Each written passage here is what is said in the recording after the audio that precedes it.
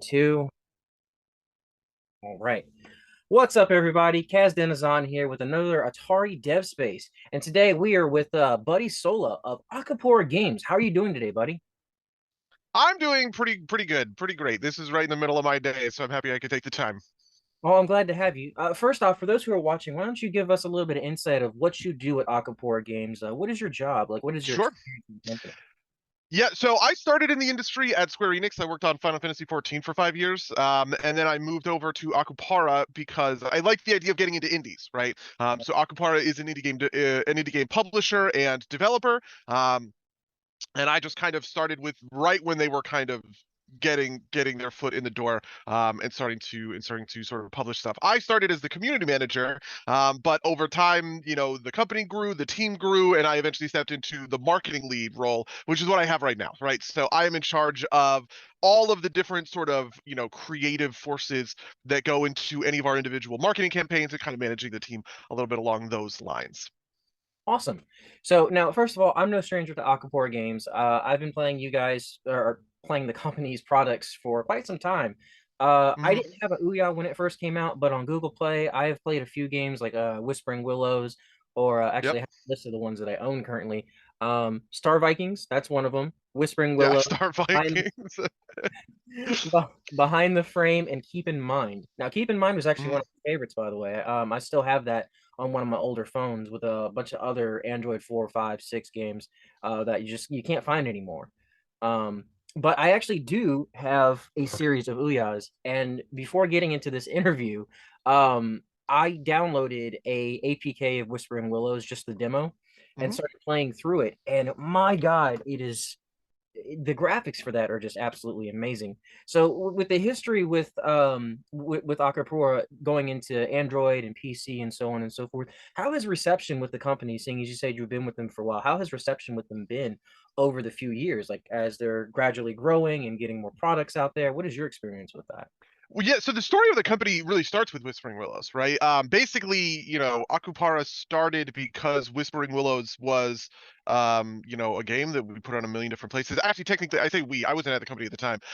They got put on a million different storefronts, did really well, and that kind of jump started everything that would later sort of become Akupara. And part of that was putting Whispering Willows on the Ouya, which was an interesting sort of decision. But just like at the end of the day, it's like, okay, are you going to start discriminating on what storefront? It's like, no, you want to be everywhere. You want to Right. you want to be, if you can be on a storefront, you should be on a storefront. And that was very much the thought process that went into, putting things on Ouya, putting things on, all of these other different storefronts out there that aren't like the big ones, right? Like Steam or Google Play or whatever else.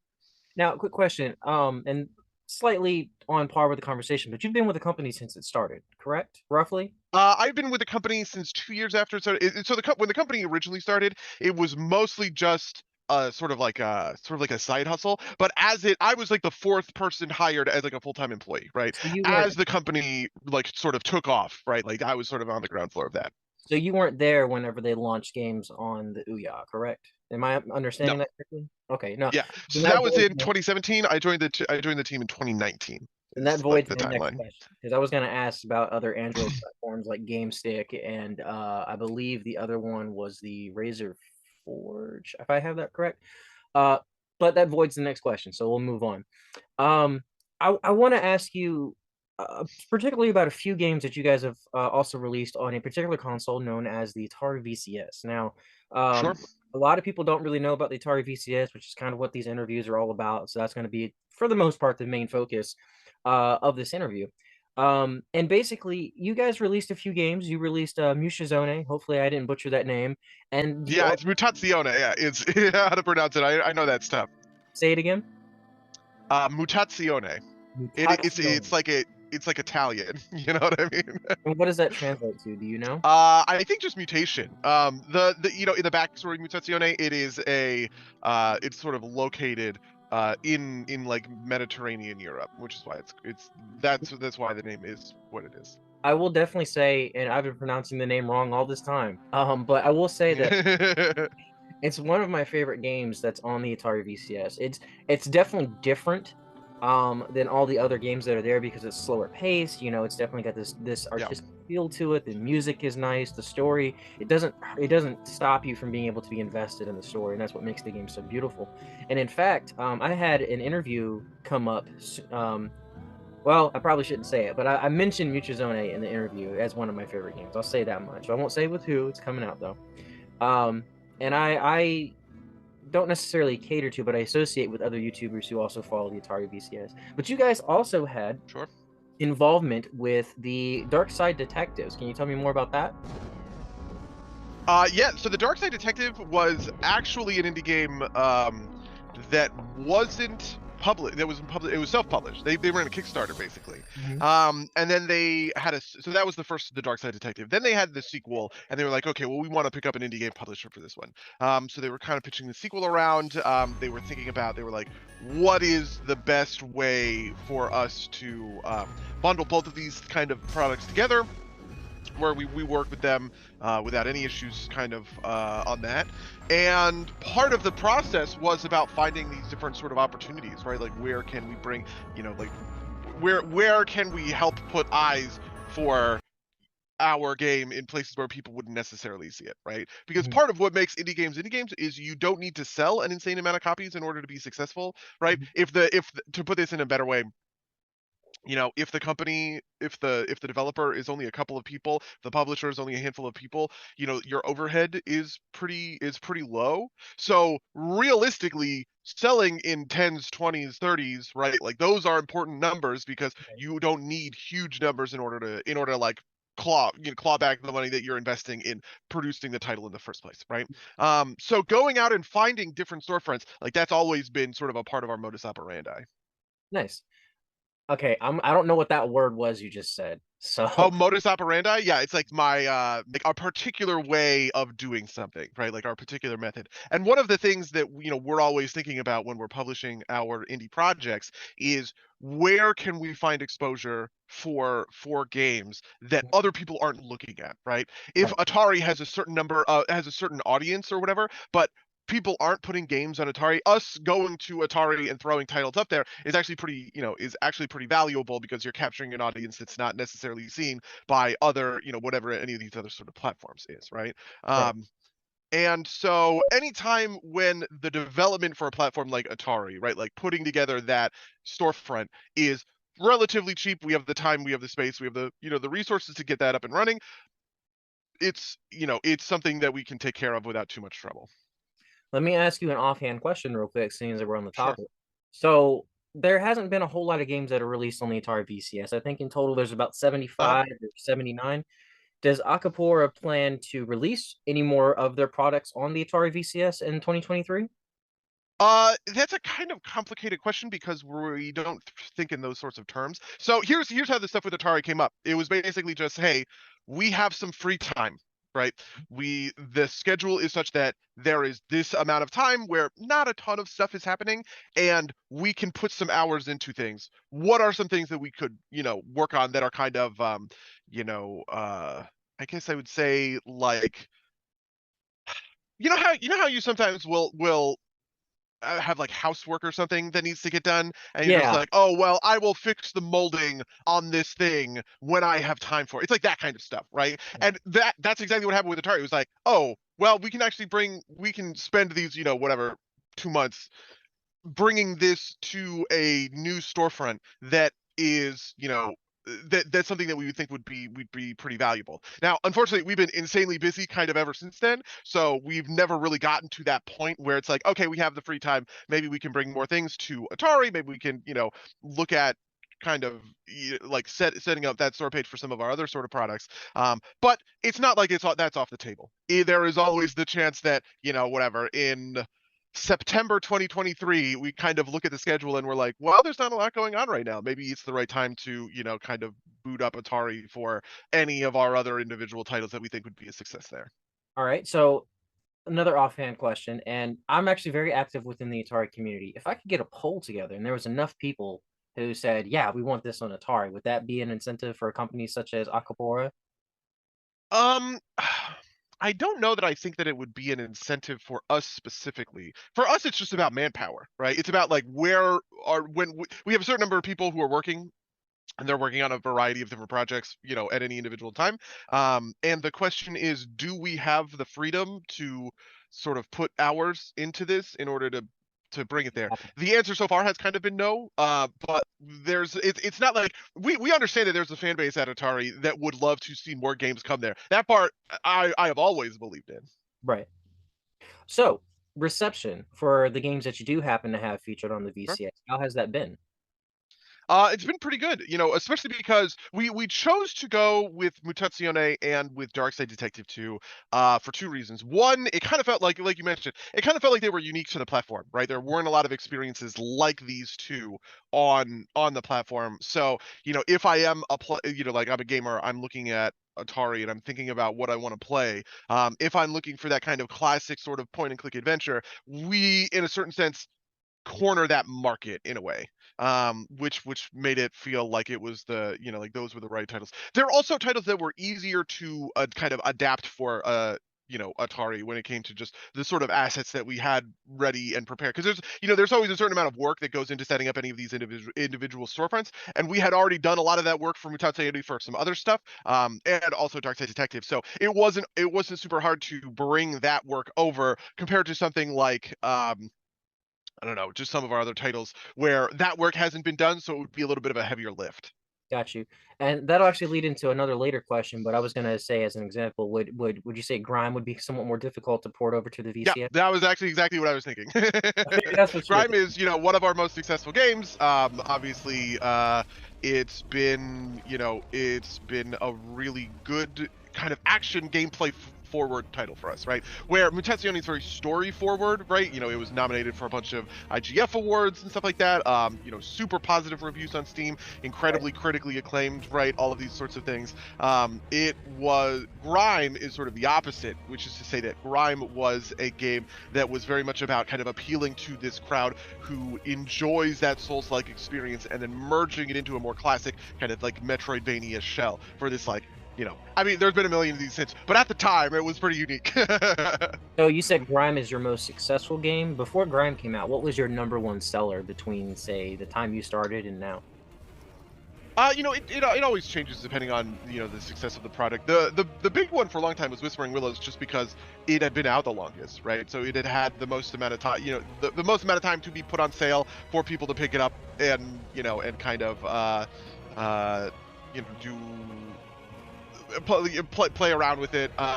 Eventually, it would become Grime, or actually Behind the Frame. So we published two titles in 2021. One was Grime, which is obviously this Souls-like Metroidvania, like I was talking about, and then Behind the Frame, which is another very story-driven, artistic title. Right. Um, those both of those were kind of neck and neck in terms of success, and we're really proud of how they both kind of ended up. And then in 2023, funnily enough, it's looking like Rain World is going to sort of dethrone the two of those because of the release of Rain World Downpour, which is Rain World is a game that came out in 2017 and sort of languished under another developer, or under another publisher rather.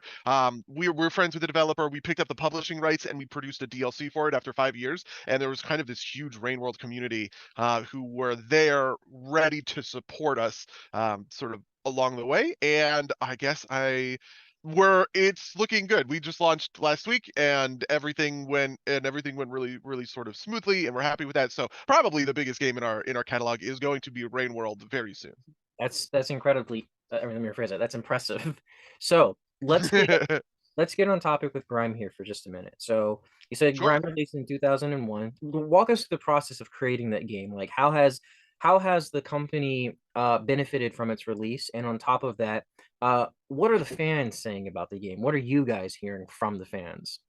Yeah, so Grime released in 2021, and it was, we featured Grime in a ton of different locations, in terms of like putting up a demo, in terms of, we brought it to events, we took the trailer to a lot of these digital showcases. This was obviously right in the height of the pandemic, and one of the tough things about indie games marketing is there was a lot of reliance on stuff like PAX, or E3 or whatever, right? You were creating time for yourself in convention spaces in order to sort of get yourself out there. But during the height of the pandemic, there was not a lot of opportunity for that. Right. But what we learned with Grime, and also sort of with some of the other titles we released around that time, Darkside Detective 2 also came out in 2021. Behind the Frame also came out in 2021.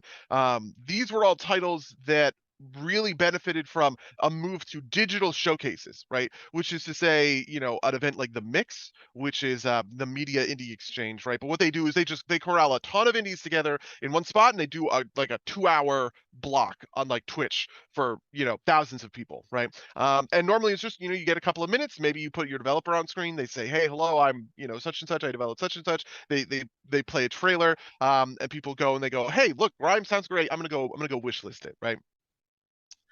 Grime also had the benefit of just a really active, really engaged development team. The game director, whose name is Yarden Weisbrod, he is an insanely talented, really active dev in the Souls-like space, right? He really understands the genre, really understands these gameplay conventions, and bringing Grime to that audience was really easy because he had sort of these bona fides and inroads. And as feedback was coming in from players about the game, where they were saying, "Hey, we want this. We're looking for this kind of experience. We're looking for that kind of experience." Yarden was able to make a lot of changes to the game pretty substantively, that would end up making it a much more kind of robust, successful title. So, deviating just a little bit from the topic of grime, what is one of the biggest, like, memorable experiences for you since working with Akupara Games, seeing all these fantastic titles, knowing that you have this tie-in with all these titles coming out that are starting to become one success after the other? What is something that you hold dear since starting with the company? Oh man, that's a good question. There's a lot that I really like about Akupara, especially because I'm kind of the most face forward person inside of the company, right? Obviously, doing this is sort of proof of that. But also like on our Twitch streams, right? We stream in development titles, and those are streams that are hosted by me for members of our community. And when I was the community manager, I was spending a lot of time trying to like build up those uh I don't know, trying to build up that of players who were interested in our titles in a complex and unique way. Maybe my favorite of those is something I call the Mutazione Symphony. So one of the gameplay mechanics for Mutazione is something called garden mode, which allows you to take the game's core conceit is that you can plant seeds in gardens, and those plants will grow up, and as they do, they will make music. They will make kind of procedurally generated music, right? So if I plant a tree, it might make the sound of a guitar. If I plant like a little shrub, it might play the sound of a piccolo or whatever, right? um and the game, one of the aspects of the game is just a free mode where you get to make your own sort of garden with your own plants making their own music all on top of one another. And I ran this event that was called the Mutazione Symphony, which was basically, I said to all of the players in our community, I was like, hey, record your garden, make your garden, and record the song that it makes, right? Because as you get all these plants together, all of those musical instruments are sort of blending together in kind of an ambient, very chill way. And people sent me these videos, and we took all of those videos, we kind of scrunched them together, and we put them up on the Akupara YouTube channel. And I think we were giving away game keys or something like that. That was just like a lot of fun. It really felt like we were giving back to the community, and sort of showcasing the best that they had to offer, which I really enjoyed. That is, first off, I just want to say that is amazing. That sounds wonderful. Unfortunately, I was not there around that time, but I would have loved to. It sounds great. So, for people who are watching this today, where can people find other Acapora products? Obviously, we have Atari VCS. We've mentioned Android. What other platforms can people buy your products from? Yeah, so most of the time, we're always going to have all of our stuff up on Steam, but we've been bringing things to the Epic Game Store. We've been bringing things to GOG. We GOG and Game Jolt are two platforms that we just have really good relationships with. They have sort of folks who work there that we kind of really believe in what they're doing. So most of our titles will always sort of end up there. And then obviously we're doing a certain amount of porting. So for instance, Grime has just come to Xbox and PlayStation at in December of last year, alongside like a new sort of DLC update called Colors of Rot. We had another game called Cardboard Kings that just came to the Switch. So those when we can bring stuff to consoles, obviously that's a bigger ask. But we do try and throw things up on the individual console platforms when we have the opportunity to. So yeah, those are kind of the best places to find Akupara titles. So you guys are one of the, not, I don't want to say one of the largest, but you guys are a relatively large independent company as far as video games are concerned. So whether it's in white or black or not, it's hard to, no matter what platform that is that you're putting your products on, it's hard to really be seen in certain places. So I want to ask, Yep. which platform, whether it be Steam, PlayStation, Xbox, Atari, et cetera, which platform has been the most successful platform for you guys? The most success, I guess it sort of depends on how you like want to answer that question. In a straightforward way, the obvious answer is Steam, right? It is the biggest platform. It has the most users. It is the one that drives, kind of the others because it leads the space, right? The stuff you do for Steam tends to translate pretty well to the stuff that we do for EGS or GOG or wherever else, right? But in terms of success in a more sort of ephemeral way that is maybe just about like what platforms am I particularly the most excited by, it really is stuff like Game Jolt and GOG because we do have that personal relationship with the folks behind the scene.